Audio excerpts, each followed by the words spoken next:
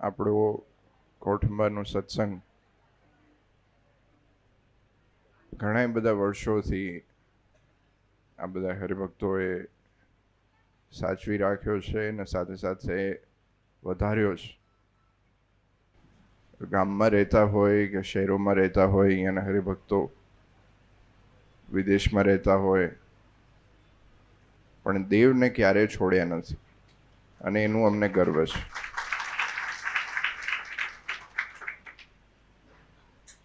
ઘણા સમયથી પ્રોગ્રામ બનતો હતો કોઠંબા આવવાનો, પણ ગમે તે કારણસર સેટ થતું નહોતું. પણ આજે જ્યારે હરિભક્તોની ખૂબ ઈચ્છા હતી અને અમને પણ આ બધાને મળવાનો મોકો મળ્યો, ખાસ કરીને અહીંયાના જે યુવાનો છે એ ખૂબ સેવાભાવી છે, અહીંયાના હરિભક્તો ખૂબ સેવાભાવી છે. અને જ્યારે જ્યારે પણ નારાયણ દેવ દેશમાં કોઈ પણ નાનામાં નાનો પ્રસંગ હોય ત્યારે અહીંયાના હરિભક્તો કાયમ સેવામાં હાજર રહ્યા છે. અને ખાસ કરીને કોઠંબાનો ખાલી સત્સંગ નહીં પણ સમગ્ર પંચમહાલનો એ સત્સંગ જે છે એ ભાવથી જોડાયેલો સત્સંગ છે. અને દરેક હરિભક્તો ભાવથી, શ્રદ્ધાથી, પ્રેમથી જ્યારે ભગવાનની ભજન ભક્તિ કરે છે, બસ આપણે એક જ વસ્તુ કરવાની છે, નારાયણ દેવના થઈને રહેવાનું છે. કેમ કે એમાં જ સ્વામિનારાયણ ભગવાને જે આપણને સમજણ આપી, જે સિદ્ધાંતો આપ્યા, છેવટે બધું વળીને ત્યાં જ આવે છે. દેવને કઈ રીતે રાજી કરવા અને દેવને કઈ રીતે વફાદાર રહેવું એ બહુ જરૂરી છે. કારણ કે આજકાલ ભ્રમિત કરવાવાળા લોકો વધારે છે, સાચો માર્ગ બતાવનારા લોકો ઓછા છે.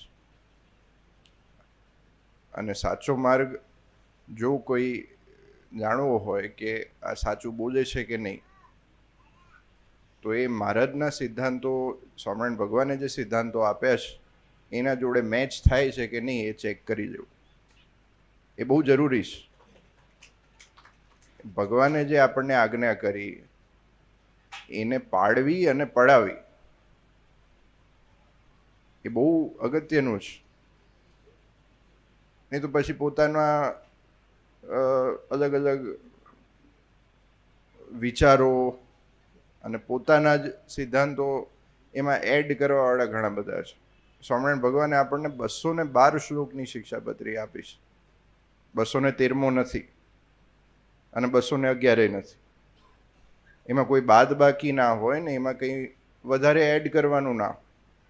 જે મહારાજની આજ્ઞા છે, જે મહારાજના શબ્દો છે, એમાં આપણે રહેવાનું છે અને એમાં જ ભગવાનનો રાજીપો છે. અને આપણે જ્યારે 129 વર્ષ આ મંદિરને થયા અને આનો ઇતિહાસ પેઢીઓનો છે આ ગામનો, અને પેઢીઓથી આ બધાએ હરિભક્તોએ સત્સંગ જે સાચવી રાખ્યો છે અને આપણા દીકરા દીકરીઓમાં જે સંસ્કારો અને સત્સંગની સમજણ અને જેવા ભગવાન આપે ઓળખ્યા એવા ઓળખાયા છે, એ ખૂબ ધન્યવાદને પાત્ર છે. અને આપણે એ જ પરંપરા અને એ જ વિચારધારા અને એ જ ભગવાને આપેલા સિદ્ધાંતો આપણી આવતી પેઢીઓમાં આવે એના માટે આપણે બધાએ પ્રયત્ન ચાલુ રાખવાના છે, સત્સંગ ચાલુ રાખવાનો છે.